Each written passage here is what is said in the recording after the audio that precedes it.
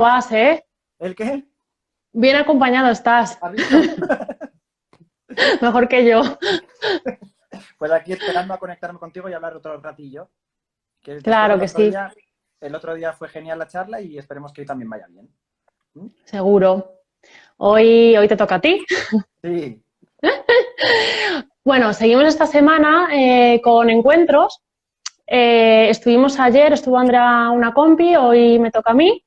Y bueno, vamos a estar con diferentes profesionales para poder ayudarnos un poco entre todos en estos momentos tan raros y complejos. Vamos a conocer a Víctor, le voy a hacer algunas preguntas y al final de esta conversación vamos a dejar un turno, si te parece, Víctor, Sí. para dar respuesta a esas familias, a esas personas que necesiten, bueno, pues alguna respuesta en concreta, ¿vale? Fenomenal. Víctor es fisioterapeuta, es osteópata, profesor adjunto de la Escuela de Osteopatía de Madrid. Es kinesiólogo, especialista en fisiodeportiva y tiene cursos de formación en pediatría. Además, es mi compi y bueno, trabajamos de forma conjunta con algún casito que tenemos por ahí. Eso es. Vamos allá, Víctor. Te voy a hacer alguna preguntilla. Genial. Cuéntame el papel del fisioterapeuta pediátrico en alteraciones neurológicas. Vale. Cuéntame cómo trabajas. Mira, la formación de fisioterapia en el mundo de la neurología, obviamente se lo dejo a mis compañeros especialistas en Boita, en Bobat, que son formaciones puramente neurológicas en los pacientes. Ya sabes como terapeuta ocupacional que hay una formación de Bobat infantil y hay una formación de Bobat para el adulto. Al igual que Boita también tiene una disociación entre Boita infantil y un Boita adulto. En el caso de nosotros, en el trabajo con el niño con un déficit, trabajamos con el concepto de la osteopatía. La osteopatía es un mundo que abarca, lo consideramos nosotros en la Escuela de Osteopatía de Madrid, medicina osteopática. Entonces, trabajamos sobre un conjunto. Es una terapia holística, es una terapia que va a trabajar todo el cuerpo y en las consultas nos basamos en trabajar realmente todo el cuerpo. Pues niños como hablábamos el otro día, con parálisis braquial, no nos centramos solo en el brazo, nos centramos en columna vertebral, pelvis, pie, cráneo, que es importante y luego vamos a hablar, y todas las estructuras que pueden influir en este sentido. Sí que es verdad que para trabajar con niños tenemos que tener una base. No somos especialistas yo no soy un especialista en Bobat ni en Boita, pero sí he tenido la suerte de pues, formarme con muchas muy buenas especialistas en este ámbito. Entonces, lo que tenemos que saber es partir de los conceptos básicos de reflejos, tarificación a nivel en este mes, qué tiene que hacer el niño, volteos, reptación, gateo y todo lo que son los reflejos fisiológicos, o los reflejos, mejor dicho, primitivos, y ahí basarnos en realmente qué podemos hacer con la osteopatía para ayudar a esos pequeñitos que hay veces que no tienen esos reflejos en funcionamiento. Pero sobre todo Muy es trabajar en importante. conjunto. De forma holística, sí. Que al final el ser humano no somos cachos, somos el conjunto del todo, ¿no? Eso es, justo. Entonces, sí que es verdad que cuando yo me meto en una consulta de especialistas en Bobat, me encanta verlas trabajar porque las activaciones que pueden llegar a hacer, el trabajo propioceptor hecho por una especialista de Bobat o de Boita, pues es llamativo. Entonces, la utilización de esas respuestas reflejas, pues me ayuda a mí a decir, pues esto también va muy encaminado en el mundo de la fascia o va muy encaminado en el mundo de la propiocepción que yo también trabajo. Creo que es muy complementario, ¿verdad? Todo. Unas técnicas con otras. Eso es. De hecho, el tratamiento multidisciplinar es lo que comentábamos el otro día, es necesarísimo. Porque tú trabajas Sí. sobre integración sensorial y también la terapia craneal trabaja sobre la integración sensorial. Entonces, son trabajos multidisciplinar, que eso es fenomenal. Sí, exacto. Bueno, cuéntanos qué es la terapia manual y craneal, en qué consiste, cómo trabajas tú bajo esta teoría. Mira, desde la formación de la Escuela de Osteopatía, nosotros nos basamos en trabajar al paciente en 3 ámbitos. En la estructura, en la parte estructural, en la parte craneal y en la parte visceral. Todos los pacientes pasan por esa vía. Tengan un déficit neurológico o no tengan un déficit neurológico. Entonces, es una valoración que se hace siempre en las consultas. La terapia manual, ¿en qué consistiría en este caso? Pues obviamente valorar al niño con discapacidad, si tiene un niño que no tiene ningún tipo de grado de discapacidad o de déficit, mejor dicho, y valorarle desde la parte de la estructura, que es la parte traumatológica, para entendernos. Luego valorar si hay una respuesta o un déficit visceral que pueda estar afectando también a esa estructura. Y luego valorar el cráneo, porque el cráneo es el centro de muchas de los desórdenes que se pueden, o de los desequilibrios que puede haber en el cuerpo humano, tanto en el adulto como en el pequeño. Ujú. Ya sabes que el cráneo es una caja que abarca, que protege el cerebro, que el cerebro Ahí entran, ahí entran las plagiocefalias, ¿verdad? ¿Ves muchas? Eso es. Sí, la verdad es que sí. Entre la Ujú, estadística de pacientes puede ser el segundo. Primero son cólicos, lo que más vemos, y los segundos las plagiocefalias. ujú. En niños sanos también sueles ver plagiocefalias, niños que sin discapacidad. Sí, totalmente. Las plagiocefalias, de Ujú, hecho, hay papás y mamás que vienen a consulta y tienen el miedo de si realmente una plagiocefalia severa puede producir un déficit neurológico en sus hijos. No, eso es algo, vamos, no es la rama de los pediatras que dicen que es solo estético, porque no es verdad, porque una plagiocefalia, una deformidad craneal puede ujú, producir desórdenes a nivel visual o trastornos a nivel de la articulación de la boca, de la ujú. mandíbula, problemas de otitis de repetición. Entonces, el Sí. trabajo craneal sí que es importante, pero obviamente que una plagiocefalia pueda llegar a producir un déficit neurológico, en mi caso, en consulta no lo he visto. Ujú. A mí me han llegado casos de niños con disfunción sensorial. Ajá. Y esto es algo que en su día dije, esto hay que ver la correlación, Sí. plagiocefalia y niños con disfunción sensorial. Mira, yo me acuerdo cuando hicimos las prácticas en la universidad, en Fisio, que me tocó hacer las prácticas en ADEMPA, que no sé si funcionará aún, en Parla. Y el Me parece que fisio, sí, pues este sí. chico me dijo, mira, vas a ver un caso que no vas a ver nunca. Y era una craneosinostosis a nivel de frontal, con una ceguera completa y también tenía una trisomía. Y yo imagínate, estaba yo en segundo de fisioterapia, cuando vi eso, sí, obviamente una craneosinostosis sí que puede producir una craneosinostosis, es tema quirúrgico, es una fusión completa de una estructura craneal. Entonces, no permite esa expansión y ese desarrollo. Ahí sí que hay un desorden neurológico, hay un potencial desorden neurológico. Si no se ve, Ujú, asocia con microcráneos o con microcefalias. Entonces, ahí sí que me he acordado que lo vi allí. Y la verdad es que se me partió el alma con ese pequeñito. ujú. De hecho, Madre mía. padre es lo que ven. ¿Y cada cuánto haces intervención? ¿Semanalmente? ¿Cómo es este tipo de intervención? ¿Con qué frecuencia? Mira, el tratamiento de las consultas, cuando son en casos agudos, sí que se ve al paciente en las primeras 2 semanas se ven 2 veces. Luego se van espaciando cada 2 semanas e incluso en la cuarta consulta ya la veríamos al mes.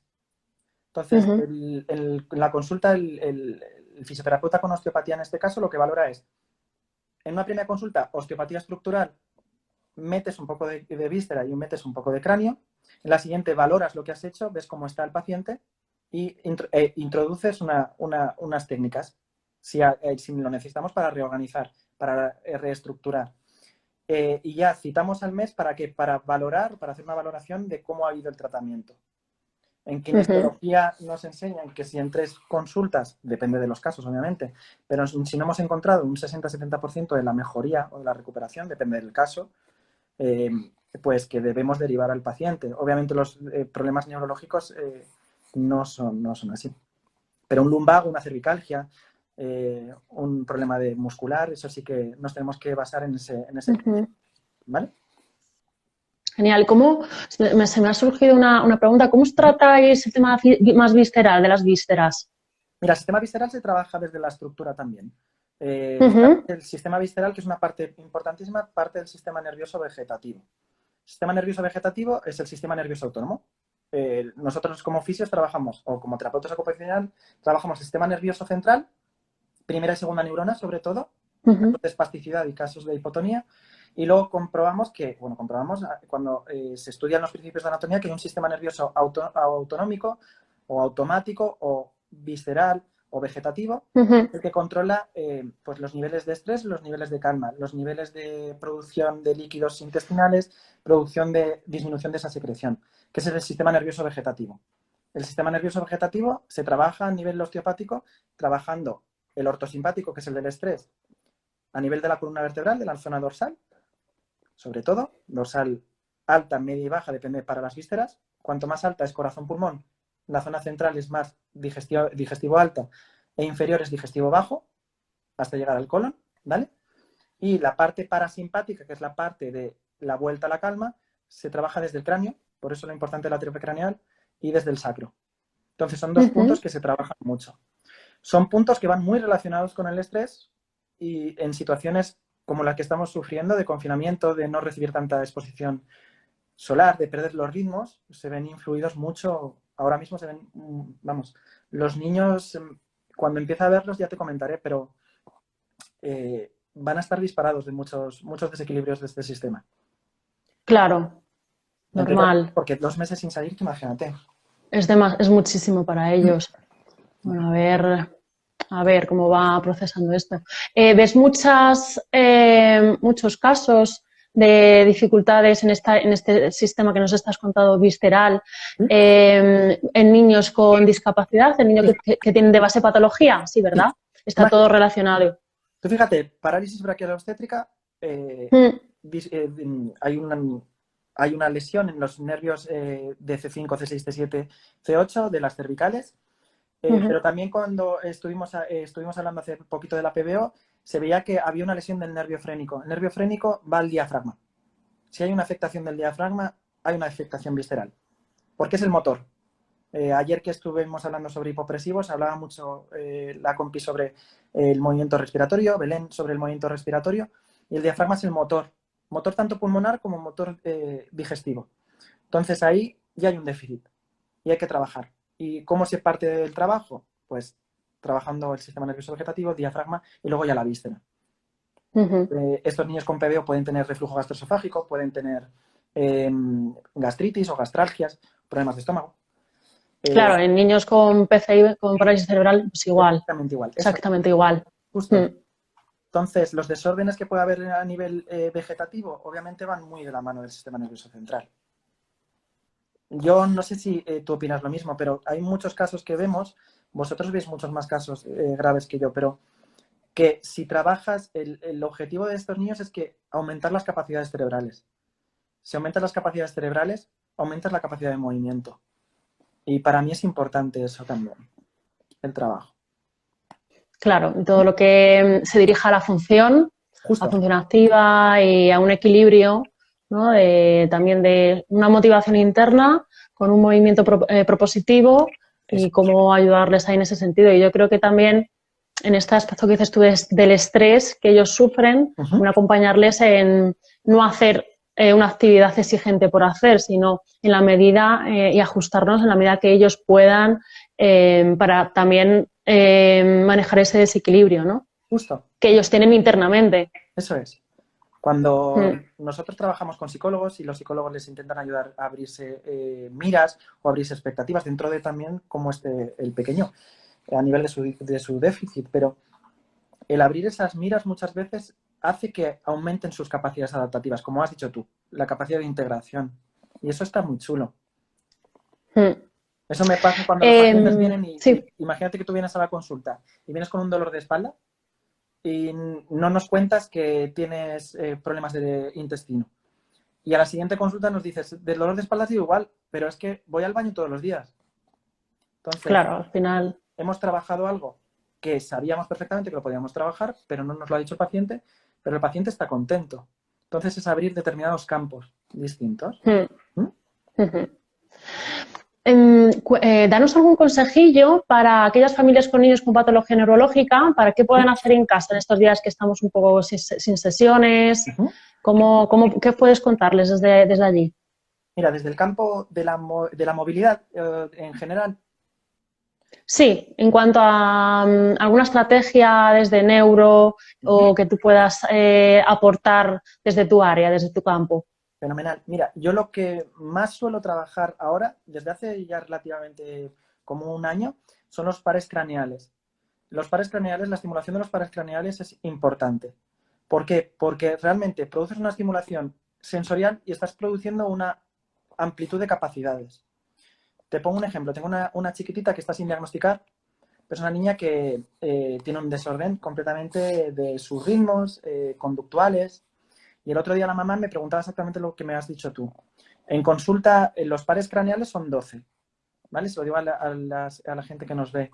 El primero es el nervio olfatorio y no están puesto clasificado 1, 2, 3, 4, 5 hasta el 12 por haber puesto un número, sino es, no te voy a decir en orden de importancia, pero va en relación al orden de aparición. El primero, al ser el nervio olfatorio, ¿cómo podríamos trabajar la capacidad sensorial? Porque es un nervio sensorial. Cambios, pues identificar el olor con mamá y papá. Cogemos un botecito del olor de colonia de papá, de mamá, con los ojitos cerrados, que utilice ese par craneal. En el adulto te digo, no es un estudio, pero 1 de cada 10 que tú le pasas un olor, está tumbado en la camilla, le pasas un olor, no son capaces de identificar que hay un olor, pero sí que son capaces de que ha pasado algo. Entonces, su capacidad sensorial de receptores a nivel de la piel, trigémino, es mucho mayor que la capacidad de haber olfateado algo. Entonces, el trabajo olfatorio, el primer par craneal, es clave. De otras cosas porque estimula el rinencéfalo, que va en relación con el cerebro de los reptiles. Y lamentablemente en personas mayores se asocia esa pérdida del olfato a la enfermedad de Alzheimer. El segundo, el nervio óptico, cambios de luz. O sea, trabajar con los niños a mí me gusta poner cositas en el techo o que contraiga y dilate la pupila, pero en orden. O sea, que vaya asociado, poner luces. Estuve viendo una terapeuta ocupacional hace tiempo trabajar que usaba tubitos con colores, con un cuarto completamente apagado y le estimulaba. Claro, Eso, depende de los objetivos con que eso, tengas con cada niño, de justo, discriminación visual, agudeza visual, seguimientos. eso es. El tercero, el cuarto y el sexto, que van con el ojo, los motores del ojo y el patético, que es el cuarto, trabajar cada ojo en disociación y cada ojo en conjunto, como les explicabas tú el otro día, a nivel de la PBO, el trabajo O simétrico. sea, ¿tú te pones también objetivos en cuanto a sensoriales? Sí, tú fíjate, no soy un especialista ni mucho menos. En autismo no soy un especialista en Asperger, pero si ves ese reloj que veo ahí, una nena que traté me dio la clave de el primer día que le trabajé, hace 4 años de esto, vino aquí, destrozó completamente la consulta, los padres estaban agobiados y me di cuenta que lo único que le calmaba era el timer, el tiempo. Y yo le ponía en ese relojito, pues, cariño, hasta que no llegue la aguja hasta este punto, intenta no moverte. Claro. Y luego me di cuenta que si miraba el reloj y colocaba pues, sus piececitos en cuñas de Arnett, para yo trabajarle el cráneo, para trabajarle cualquier cosa, ella era capaz de controlar más cuando estaba mirando un reloj que cuando no lo miraba. Y así empezamos a trabajar sobre esto. Claro, sobre todo también porque ellos necesitan que le anticipes, ¿no? Lo que va a pasar, porque tienen tan poca capacidad para ya se quedan ahí, ¿hasta cuándo voy a estar aquí? Si ya sí les anticipas, no, vamos a estar hasta aquí y fíjate, entonces como que se tranquilizan. Eso es, justo. De hecho, son capaces, mira, el otro día le decía a la mamá, que me decía, no podemos salir, pero tenemos una parcelita. Pues ella se ponía en patines y me dijo, ¿qué puedo hacer? Pues le dije, tú compruébale, haz que haga un trabajo manual mientras esté en equilibrio. Y ha comprobado la mamá que estando en equilibrio y trabajando con las manos, la niña se centra mucho más. O sea, estimulamos Claro, las estos son áreas del córtex. estrategias sensoriales. Justo. Claro, ¿trabajas mucho con autismo también? He visto en 2 años 3 casos. Pero los 3 casos no me gusta decir que los hago lo mismo, pero sí que es verdad que trabajando en este tema y mientras, o el papá que les vaya estimulando, veo que el movimiento craneal, por ejemplo, va cambiando. Eso es el movimiento craneal. Luego, cuando hablemos un poquillo, es los neurólogos que ya he tenido la charla con alguno, dice, ¿cómo se va a mover el cráneo? Pues ya desde hace mucho tiempo, obviamente, no se mueve como un brazo, pero sí que hay micro movimientos o movimientos mínimos que son ¿Y necesarios. eso lo percibes? Se percibe muy bien. El otro día cuando podíamos salir, tuve una charla en Tres Cantos con los papás y hubo un papá que no se creía esto y les decía, va, tumbaros. y le hice que se pusiera las manos en la cabeza y que no juzgara. Pues salió un chico, otro papá, y el otro padre se puso las manos. Y él notaba algo debajo de sus manos. Es un movimiento facial, es un movimiento de membranas. Y con eso, obviamente contraindicaciones hay a estas técnicas, pero hay unos objetivos que también nos marcamos.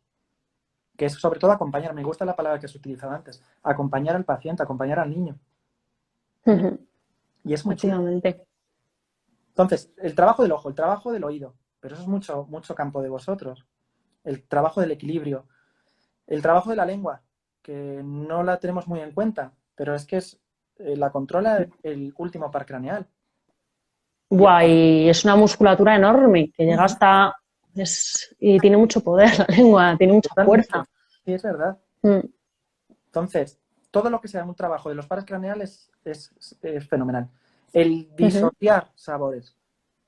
Les aconsejo a los papás que se bajen un mapa y que vean dónde está el sabor salado, el sabor dulce, y que en cada parte les estimule eso.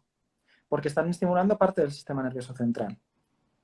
Y de hecho, obviamente la salivación depende del parasimpático también y del ortosimpático. ¿Vale? Genial. Bueno, de todas formas, luego si te quieren preguntar algo más en concreto o en cualquier momento, si hay preguntas, pues... Si ya las preguntas, bueno, Laura, no las veo muy bien, pero si me las dices... Yo te las leo, sí. Yo las busco si veo alguna y te la leo. ¿Cómo estás llevando estos días de confinamiento? Cuéntame si tienes algún truquillo. ¿A nivel personal? ¿A nivel laboral? Sí. A lo mejor buscas sabores también para discriminar o... La verdad es que los primeros días estaba con una euforia brutal. O sea, salía a la tarde aplaudiendo más que nadie. Luego te vas llevando palos y chascos y esto ya nos imaginábamos todos que íbamos a estar mucho más tiempo encerrados, ¿no? Pero luego te entra, son las fases. Parece que ha habido como una ruptura. Son fases de euforia, luego de estar decaído. Bajón, sí, es verdad. A nivel emocional estamos un poco inestables. Antes hemos hablado que estamos deseando que llegue el día 2, ¿no? Pero sobre todo llegó un punto, al principio no me imaginaba el poder dar charlas, pero es una forma de ayudar también, de darles a conocer, de que hay muchos especialistas que podemos ayudar a la gente pero vamos, yo soy un culo inquieto y no puedo parar. Ahora ya, gracias a Dios, nos están llegando las cosas para poder empezar a trabajar en urgencia y es eso. Vamos. Claro, adaptarse como se puede, ¿no? Sola con mi mujer, que nos hemos terminado mal, y cocinando con la Thermomix, que no sé si tiene mérito. Oye, pues ya son recetas que ahí se quedan en tu memoria para cuando lo necesites. Que está bien. Eso es cierto. Mira, hay una pregunta por aquí, antes de que se me vaya. ¿Sí? ¿Consideras que el trabajo craneosacral es bueno para mejorar con un bebé con hemiparesia? ¿A qué te refieres con mejorar? ¿Qué quieres mejorar? ¿El tono? ¿El estrés? Mira, ahora me acaba de llegar. Y para el trabajo visual, tengo una hija con hemiparesia y nistagmus horizontal. Mira, el trabajo visual es lo que hemos comentado ahora. Hay una especialidad que yo empecé a conocer hace 3 años que se llaman los optometristas. Claro, sí. La optometría. Colaboramos mucho con ellos. Pues eso es una maravilla. Los terapeutas también. Sí, claro, porque se centran específico en el trabajo visual. Pues yo te puedo asegurar que mis hijos tengan o no déficit, les llevaré a un optometrista. Estoy convencido de que el control del ojo controla mucho las aptitudes del cuerpo. Hombre, el sistema visual es muy potente y ya solo en tu postura, porque la forma en la que observamos, vemos, va a condicionar el resto del cuerpo y el equilibrio también, sobre todo. Entonces, sí, está muy conectado el sistema visual, por ejemplo, al sistema vestibular, porque va por la misma vía. Entonces, son cosas que no se pueden separar y, como dices tú, el optometrista es otra muy buena opción para trabajar este tipo de dificultades visuales. Que yo creo que, bueno, que cada uno, ¿no? Vamos haciendo, somos como un puzzle y cada uno, bueno, aportamos nuestro cachito o lo que nosotros creemos que podemos. Justo. Mira, yo tengo un caso que Mm. es genial, porque a mí me gusta mucho que los pacientes se abran y que la primera consulta me digan todo, me digan, eres un tío raro o ¿qué estás haciendo? Pero mira, ahora para mejorar el tono y la destreza manual o el desarrollo postural. Sí, Una paciente que vino y me trajo a su bebé, que tú la conoces también, y me dijo, hoy es que lo he traído a un fisioterapeuta, yo pensaba que le ibas a hacer movilizaciones, le ibas a hacer esto, esto, esto, y lo que te he visto es trabajarle la cabeza. Y le dije, si ves que no sirve, no vuelvas a venir, pero yo voy a acompañar a tu niño en ese sentido. Para mejorar el tono y la destreza manual, pues en este caso, sí, mejoró el tono. Mejoró la destreza manual. Es que el trabajo que estaba haciendo este peque era muy bueno ya en centros de fisioterapia. El desarrollo postural, ni te lo imaginas cómo mejora el pequeño. A nivel osteopático, ya sabéis que los niños con hemiparesia o los niños con un desorden a nivel sensitivo-motor producen fijaciones. La pelvis es importantísimo. Hay pequeños, por ejemplo, que me arrastran el pie, un pie quino. El pie quino es una patología neurológica. Es tratado por terapeutas ocupacionales y por fisios especializados en neurología. Pero el osteópata, ¿qué puede hacer en ese caso? Trabajar que haya una posición mala del pie o que esté influyendo sobre sus rodillas, sobre su cadera, sobre sus lumbares. Y ya si te abarcas al tema craneal, vas a jugar con su sistema nervioso vegetativo y le puedes modificar el tono muscular o le puedes mejorar en otra serie de funciones. No sé si le hemos contestado a esta chica. Sí. sí. Muchas gracias, dice. ¿Alguna otra preguntilla por ahí? Aprovechar. Si hay alguna otra pregunta, porque ya estamos terminando. Yo creo que nos ha acercado Víctor muy bien su trabajo y todo lo que pueda ayudar a esos peques que tengan trastornos en el desarrollo.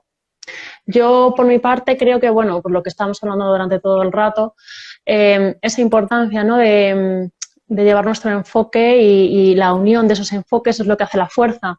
Bueno, pues yo creo que esto se puede mejorar así, te lo comento, hay esa conversación, esas diferentes opiniones y cada uno pues aporta lo que puede y bueno, desde su enfoque. Justo. Mira, cuando ¿No? he cogido una fotilla para enseñarte, Sí. para enseñaros, que es mientras los papis ven esto. A ver, espera que he salido, he movido yo sin querer esto. Mientras los papás ven esto,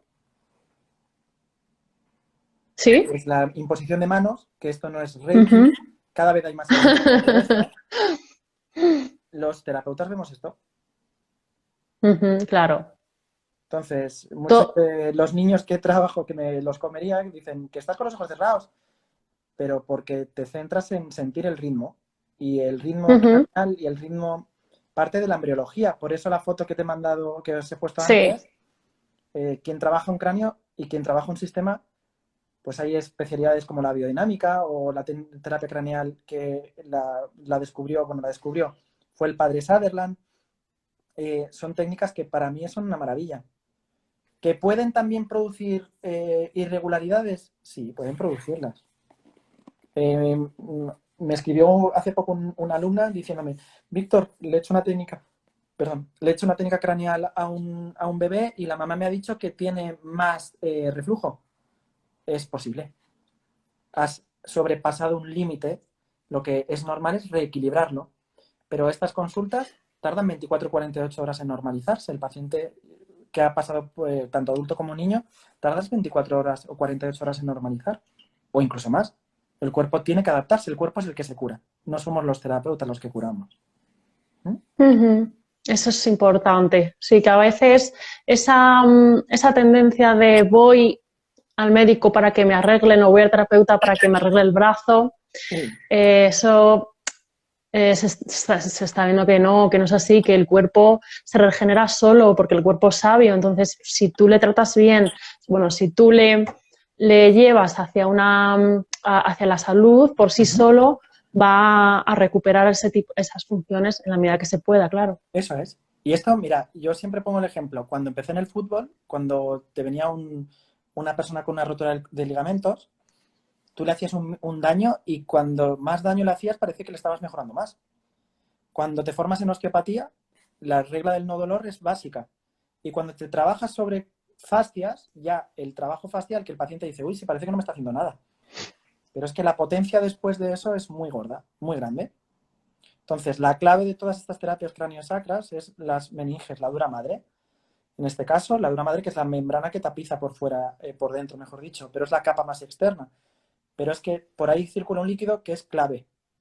Y yo tuve una experiencia con mi papi que pues decidió fallecer y los ritmos, que la embriología es tan importante, los ritmos empiezan desde el momento 1. Pero es que desaparecen 4 horas y 24 minutos después de fallecer. O sea, las mamás cuando dais a luz, habéis generado vida, aunque esto hay concepciones, pero habéis generado vida que tarda 4 horas y 24 minutos en parar después de fallecer. Es tan gordo todo esto y encima está cuantificado. Hay una evidencia. Es la leche. Es una de las cosas, sí, sí. sobre todo, pues, cuando pasó lo de mi padre, el contacto manual, intentaba yo calmarle o producirle que se fuera yo tengo la concepción del cielo, pero los que no tengan esa concepción, pues se buscan otro cuento. Pero el que se fuera tranquilo. Y eso se producía con las manos. Y notabas fluctuaciones en su ritmo respiratorio intentando yo comunicarle. Entonces, todas las terapias manuales que comunican la intención, hay gente que tiene una intención mala y puede comunicar una mala al paciente, sí, y al revés. Hay pacientes que me han comunicado sus problemas intestinales porque no he estado en mi lugar, no he tenido presencia en la consulta. Hay veces que te pillan un día malo y la paciente o el paciente se va sin su diarrea, pero yo a los 2 minutos estoy en el baño. Entonces, ¿en serio? Sí, te lo juro. Me pasó y te lo cuento. Fue acojonante. Le regalaron a una paciente mía, a una hermana que tenía esclerosis múltiple, una consulta conmigo. Y llegó y era una mujer pues muy fuerte de carácter. Y cuando la ayudé a tumbarse en la camilla, me dice, yo no entiendo para qué estoy haciendo aquí. Y le digo, pues ya que te lo han regalado, hija, pues disfrútalo. Y te prometo, Laura, que fue ponerle las manos en la cabeza y yo me levanté corriendo en la clínica en la que estaba, me fui directamente al baño. Volví en 10 con una diarrea que ni te imaginas. A los 10 minutos vuelvo, la vuelvo a hacer la misma maniobra y vuelvo a ir al baño. Y fue brutal, la verdad. Pero ella se fue feliz. Pero yo me llevé 6 kilos menos. Qué fuerte, Víctor. No, estas anécdotas, por ejemplo, yo no las puedo contar. No las cuento yo, porque yo la vergüenza ya sabes que no la tengo, pero son cosas para contar. Sí, sí, total. Las terapias, cuando yo te he visto trabajar, la presencia que se tiene, el que nosotros somos un vehículo, el vehiculizar las energías, pues en este caso yo lo vehiculicé mal. Pero solo me ha pasado una vez. Bueno. ¿Alguna cosas? preguntilla más? Eso, aprovechar porque estamos terminando ya. ¿Alguna pregunta, Víctor? Si no, luego él en su muro, si se queda alguna pregunta en el tintero, que te las pregunten a ti directamente después y se las contestas y ya está. Vale. Esta charla la vamos a subir, se va a quedar en Instagram 24 horas y a Facebook también la podemos subir. Vale. Y nada más. La puedes subir, yo no tengo el tutorial para subirlo, me la subes tú, ¿vale? Sí. Yo la subo, que tengo experiencia. Pues nada, un placer, Víctor, que estar aquí hoy contigo. No, mañana seguimos a las 7 de la tarde, vamos a estar con Andrea, que es mi compi, y vamos a estar hablando de la teleasistencia. En estos momentos difíciles, como algunos terapeutas, podemos actuar desde casa, en algunos casos. Así que nada, Víctor, encantadísima y a ver si te veo prontito. Genial, cuídate, ¿vale? Chao. Igual, chao.